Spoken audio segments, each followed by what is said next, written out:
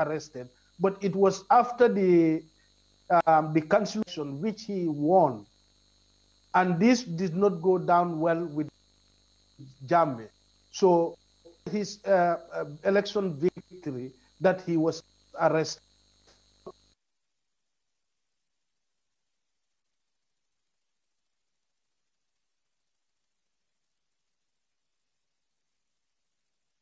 Because of my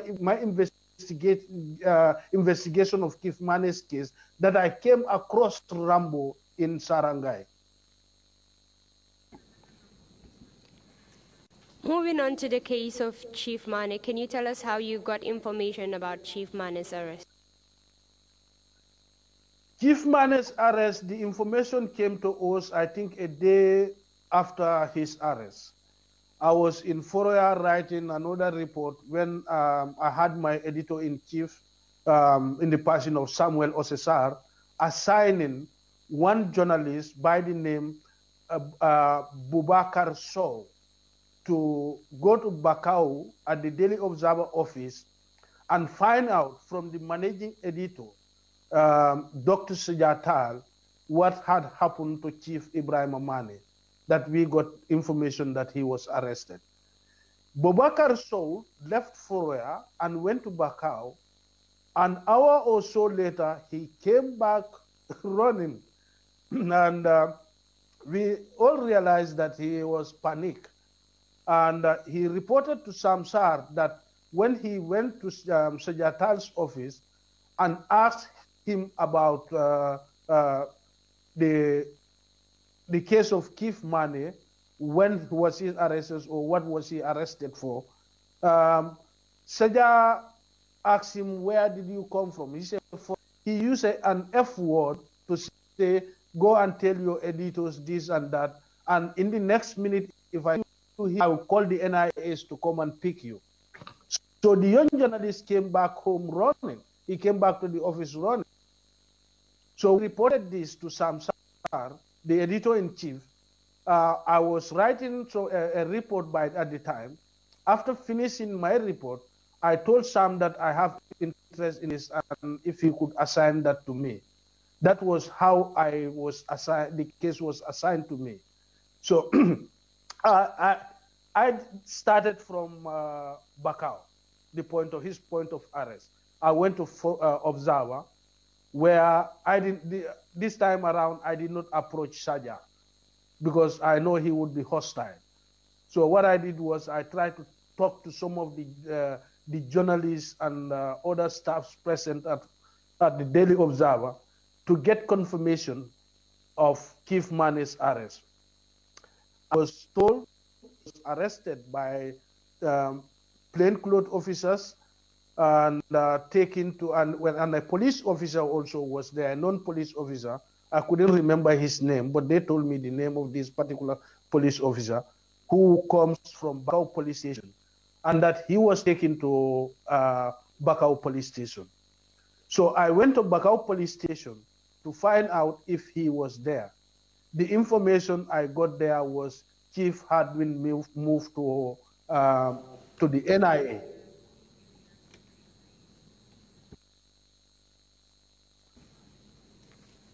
Okay, thank you very much. We will call you again on this particular issue because this is an issue of interest to the Commission. And we know that you have sufficient information with respect to Chief Mane's issue. So we'll call you once we start our hearing on it, and you will speak and testify as to all that you know about it.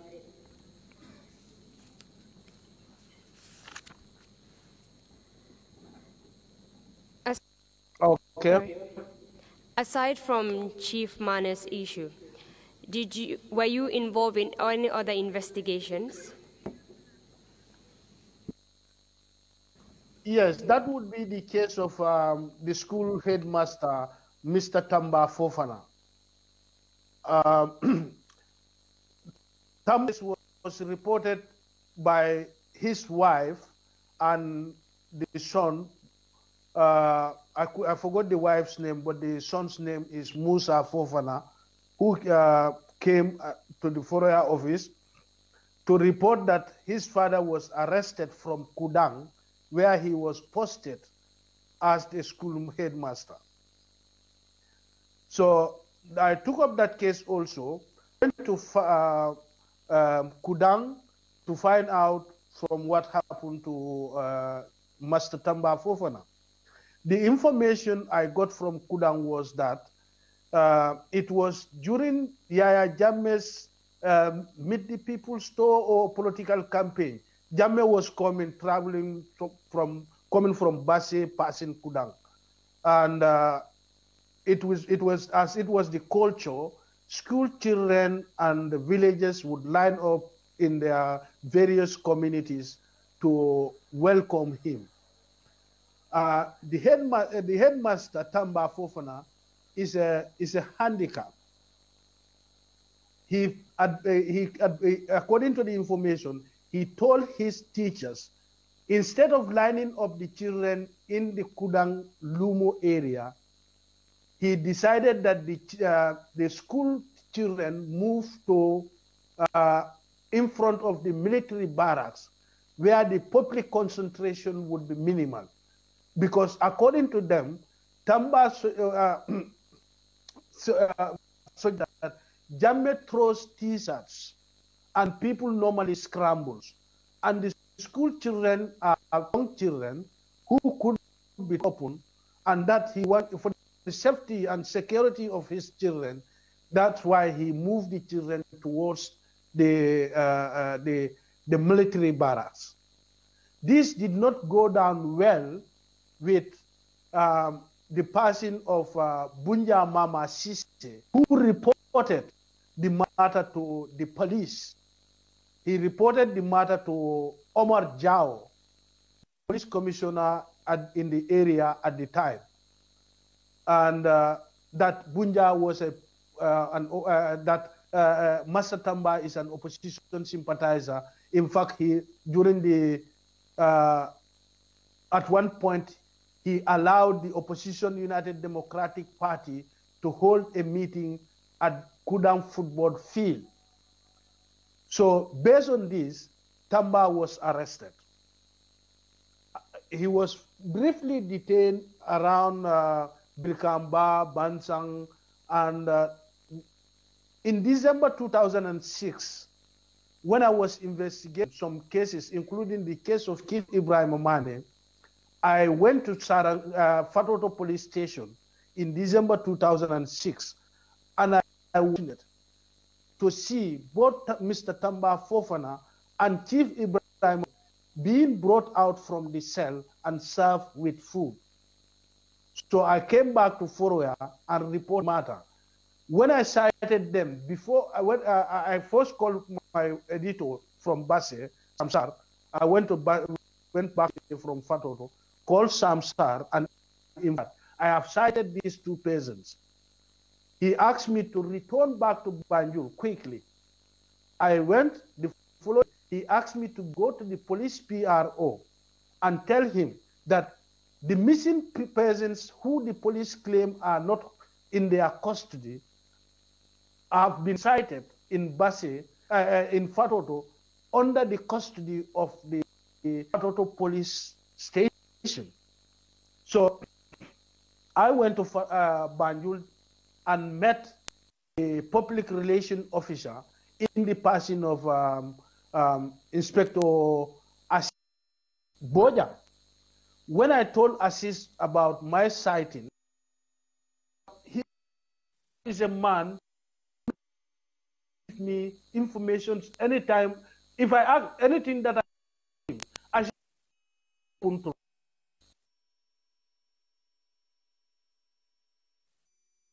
he normally gives me these informations without hiding anything. So when I told him about these sightings, he told me on off record that the police had no hand in the arrest of Chief Ibrahim Mane in particular, and that it was the NIA who arrested him and between transferring his station to another. So I took his words because I would not like to quote him, that could have implicated him also. I went back to Foroya and write my report that when I contacted the police PRO, he was not going to comment on the issue. So on December 6th, that was when I last saw Master Tamba. The other day I've seen him would be later on in 2006. Amnesty came down. We were going finding mission.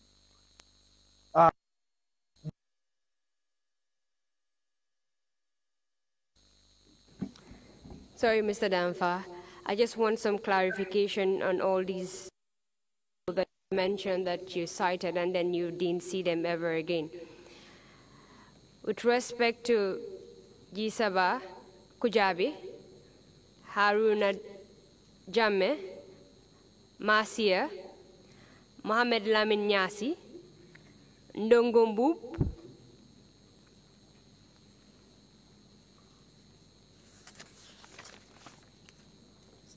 Babai Sanyang, and Master Tamba, and Chief Mane. Yeah. Do you know if since after their arrest, they were released eventually? It was Master Tamba Fofana who was released. Apart from Tamba Fofana, I had not heard of the release of any of these persons. And Tamba's release came later in October 2007. That on the 6th of October, I embarked on a fact-finding mission, a team of amnesty staffs in the presence of Tania Bernard, Bashir Ayodela Amin. For the fact that I last saw Usman Rambo Jata in Sarangai, we started from Sarangai. From Banjul, we drove Sarangai. We arrived in Sarangai around 3. Yeah.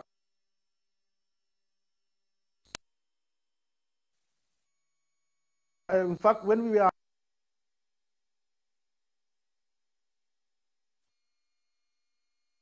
Jata, he was brewing attire for the police. He was wearing a white singlet, sitting in front of the police station with the police and brewing attire for them. So I told my partners that the hefty tall man sitting there in the white shirt is Usman Rambo Jata.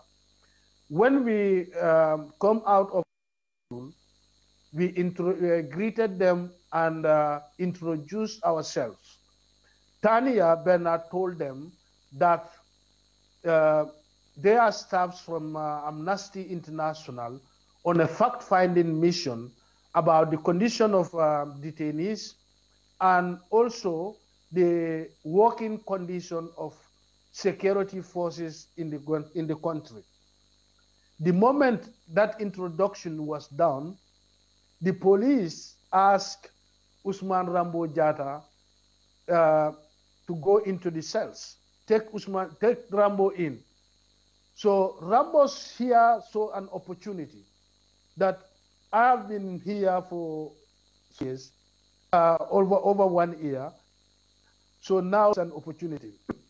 As they were pushing him, taking him back to the cells, he shouted on top of his voice, "My name is Usman Rambo Jata, the elected councillor of wards. I have been detained for over 1 year, 2 months. Been detained." He was mentioned in various places that he was held in at and how long he have been in Sarangai. So we were also following them as they were taking him inside. They took him inside the police station. We followed him there, and he was locked up in the police cell. At that particular moment, the station officer in Basse, Sarangai, was one Mr. Jiba. I think if I remember the first name, I think it would be Kulujiba. Kulujiba was the station officer in Sarangai at the time.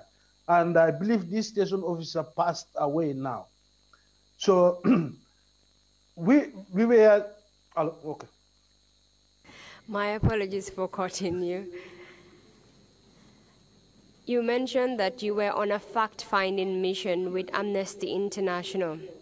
Did anything occur along the way as a result of the mission that you embarked on? Yes. From Sarangai, we went via Basse, planning to go to Fatoto, where I last saw Master Tamba Fofana. So we came down to Basse. At around the Basse market, it was during the month of Ramadan. Myself and Basir Ayodela Amin were fasting. So we wanted to take the opportunity of buying some foodstuffs so that if the time of cutting fast meet us in Fatoto or along the way, we can eat something. But before we even buy, a group of plainclothes officers and stood by and then put hands at us. So we find out what was it. And they told us, come, you are under arrest. He said, who are you? He said, they only identify themselves as NIA officers. So they put us in our own car, vehicle, and took us. Instead of going to the police station, they drove us to the Basse Mansajankunda, to the residence of the divisional commissioner. As at the time they were arresting you, did they tell you the reason for your arrest? No, never, not at all.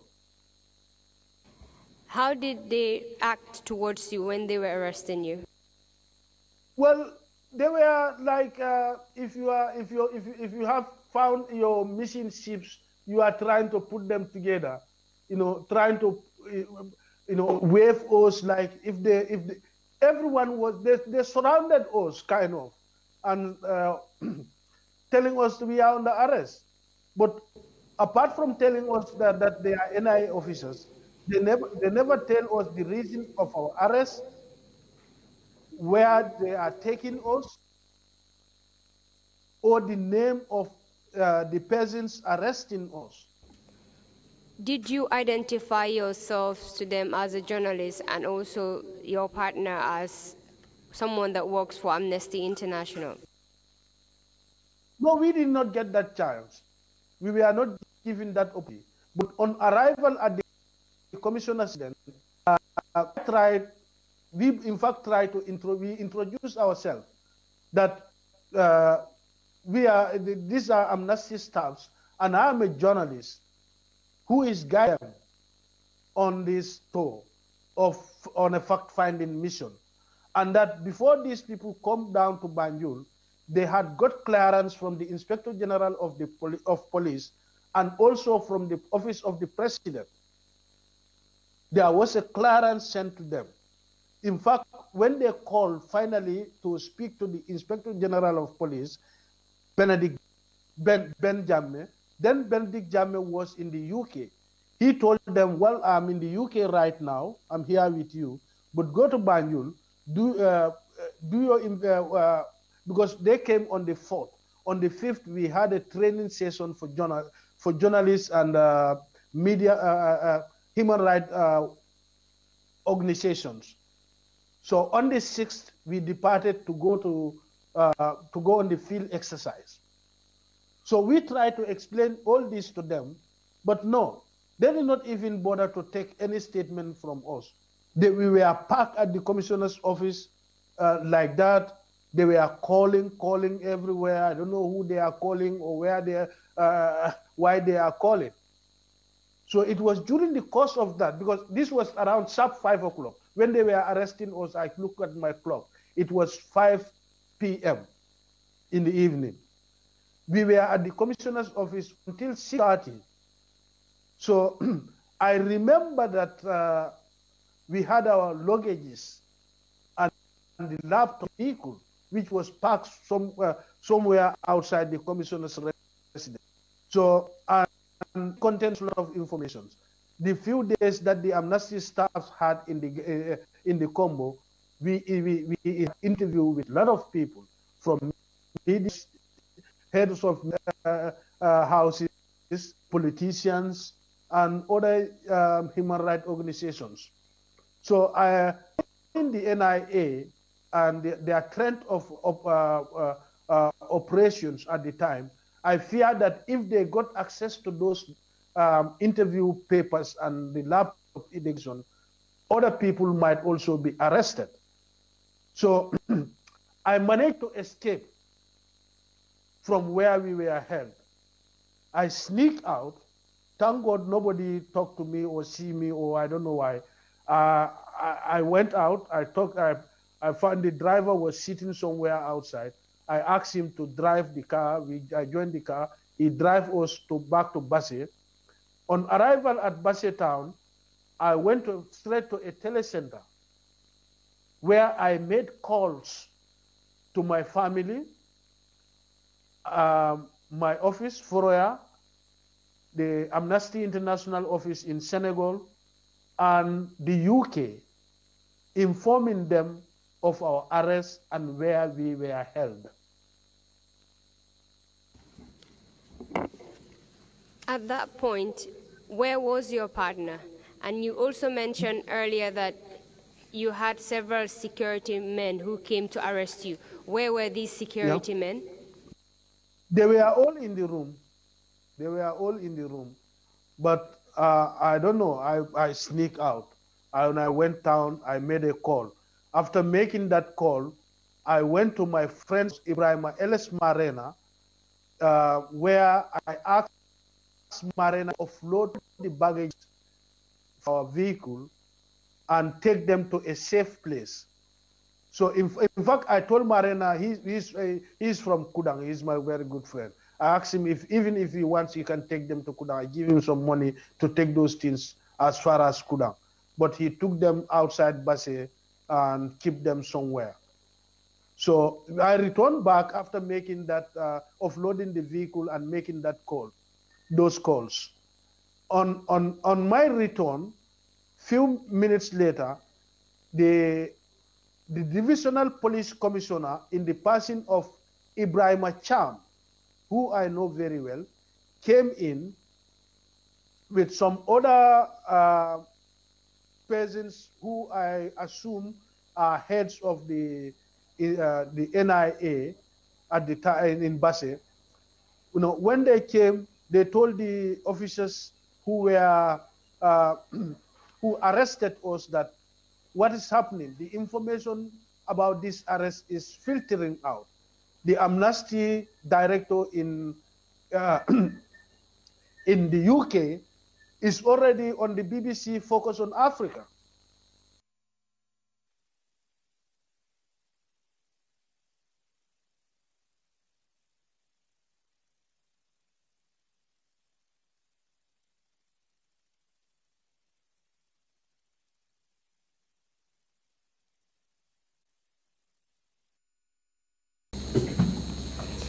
You mentioned that you sneaked out for a couple of probably minutes and then came back. How come no one noticed that you sneaked out and came back in?